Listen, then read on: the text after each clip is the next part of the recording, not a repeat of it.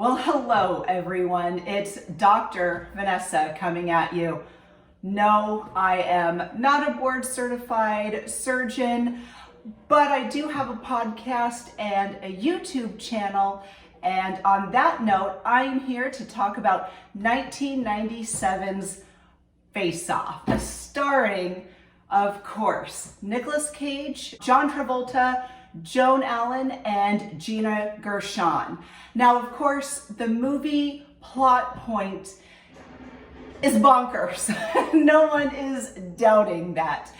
Basically, good guy Sean Archer, played by John Travolta, is an FBI agent who needs to swap faces, have a face-off, if you will, with bad guy Nicolas Cage's Castor Troy. Face Off is an enjoyable movie despite the paper-thin plot held together by a weird game of kerplunk and multicolored strings. And of course, the most unbelievable aspect of Face Off is the cutting-edge, pun intended, facial swap surgery that Agent Sean Archer and Castor Troy receive, because the only possible way to find the bomb in the LA Convention Center is to trick the brother of Castor Troy, Pollux Troy, who is now in an undisclosed Supermax prison. I guess why not just give him a Silence of the Lambs style plea bargain to figure out the location of the bomb? But hey, I'm not John Woo, acclaimed international director, so on with Face Off we go. In any case, a face-off transpires, causing a few hiccups along the way, the least of which is the fact that the first successful face transplant surgery took place in 2005, 8 years ahead of the events of Face Off.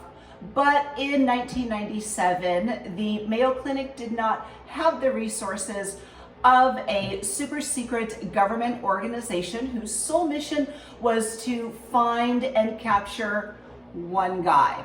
I'm glad we don't live in that kind of crazy world. Anyway, since 2005, more than 40 people are known to have undergone a face transplant ranging in age from 19 to 60 years old. And this cutting edge surgery is indeed not the cakewalk we saw. It's not a procedure you can just wake up from and continue with the mission of global terrorism or the mission of stopping global terrorism. Now, obviously, before a face transplant can happen, the patient, or patients, I guess, need to be evaluated. The surgical team will meet with the patient and ask the following questions. Have you weighed the risks of receiving a face transplant? Such as, have you considered your wife unwittingly living as a married woman with your sworn enemy for 1 week and maybe having the possibility of catching a previously unknown STI? Can you be fully committed to intense, lifelong follow-up care? Now look, a face transplant is not the kind of surgery you can just have and then swap back after your enemy has been promptly dispatched. It's not a Halloween costume, it is another person's face.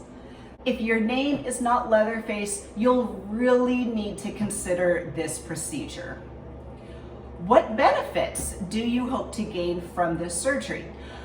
Again, you will more than likely earn a commendation for capturing one of the world's best terrorists. You'll probably get a few extra vacation days, but what personal benefits do you hope to gain? Once Castor Troy is gone, what will be left of your life? Have you tried or talked with your healthcare providers about other treatment options, such as a facial prosthetic, a conventional facial reconstruction? Have you considered again offering a plea deal to Pollux?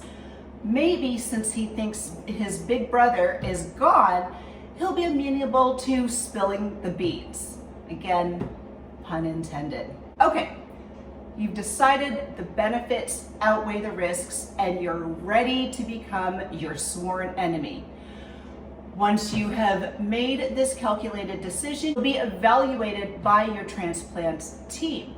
And candidates must, one, have severe damage or changes to the face.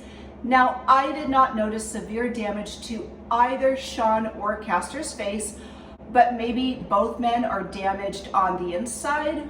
Does that count? Two, have a loss of facial function such as chewing or talking. We see no difficulty with either of these men talking and ham it up. So again, I don't know. Three, undergo a comprehensive exam that includes x-rays, CTs, MRI scans, blood tests, and other measures of physical health. We do see the men have been given a blood test and do in fact have not the same blood type, but compatible blood types and compatible tissue types. So, yay. Four, undergo an evaluation of mental and emotional health that includes coping skills, family and social support, expectations, communication skills, and ability to manage post-transplant care. Now, Mrs. Archer was an empathic, kind wife to Sean. She was also a doctor, but I don't think any of Castor's lair buddies would offer the kind of support Sean as Castor would have needed. They had plenty of ways to numb the pain, sure, but not the emotional support that he needed. And it's this that's important. Six, have no history of chronic nerve conditions. Both men do appear to have nerves of steel, so that's a plus. Not be pregnant, I think it goes without saying, neither of these men are pregnant. And have no serious medical problems such as diabetes, heart disease, untreated cancers, etc. Both men do appear to be in the prime of their lives, undisclosed STIs notwithstanding. There's also the requirement, I think we're on 7, have no recent infections. No word on whether Castor had other infections. And this is important, number 8, be non-smokers. Whoops, there is another strike against you, Castor, because the first thing we see him do is light up a cigarette. And then also number 9, you cannot be an illegal alcohol or drug abuser. And yikes, that's yet another strike against Castor. And you also need to complete a financial evaluation of post-transplant care. When I looked at this surgery online, it's hovering in the $350-some thousand. Now, it doesn't seem like Sean Archer would have difficulty financing the surgery.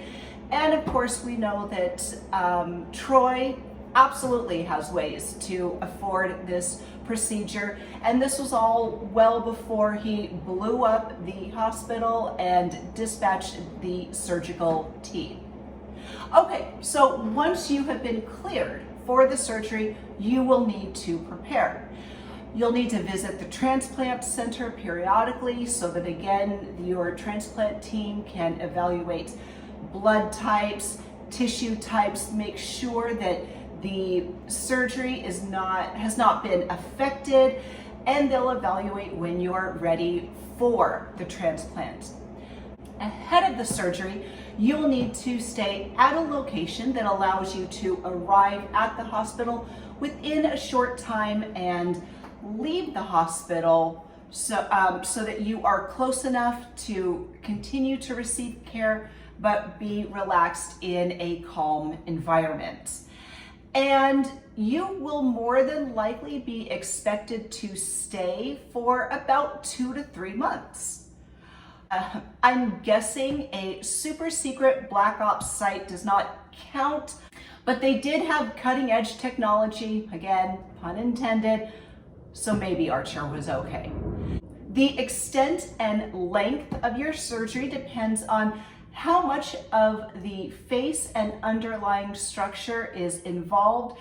Your surgical team may transplant various tissues from the donor, such as skin, fat muscle, tendons, cartilage, bone, nerve, and of course blood vessels. And maybe you can tip the doctor for one of those cool 3D masks so you can have the true face of your enemy. A 20 should do it, I think. The transplant itself will take 10 to 30 hours, and your surgical team will include plastic surgeons who are highly skilled in microsurgery and craniofacial surgery. You'll have anesthesiologists, surgical nurses, surgical technicians, imaging experts, including a stylist, so you can leave the surgery with a fresh haircut and the confidence that only a fresh blowout can provide. Once the surgery is over, you will need to stay in touch with your transplant team. Sorry, you can't just get off the operating table and enter a Supermax without letting your transplant team know where you are. They will need to know if you have had new medications, if you've had recent blood transfusions, or if you need to chase your arch nemesis. Again, pun intended. After surgery, you will likely spend 4 to 8 weeks in the hospital, and during this time, you will be fed through a tube. You will begin taking your daily doses of immunosuppressant drugs to prevent the body from rejecting the transplanted tissue. You will be given pain medications. Again, Castor Troy's Lair Buddies were in no short supply of this. But you will also begin physical and speech therapy if your team does not have that cool transplant that can change your voice in real time. And before you leave, you'll probably need another haircut, so I consider that a win-win. And just because you are out of the hospital doesn't mean you can begin stalking your enemy in Supermax or lay with his wife. In short, you and your transplant team can't know for sure what the results of the surgery will be. Maybe you'll end up with a speedboat. Maybe you'll end up adopting your enemy's child. You never know. Each face transplant recipient has had different experiences. Maybe contact John Woo to see if he has some spare doves he can loan you to heighten the experience. And most face transplant recipients have experienced improved ability to smell, eat, drink, talk, smile, and make facial expressions like the one of their sworn enemy. And some regain the ability to lightly touch the faces of those around them, a signature move of any successful face-off.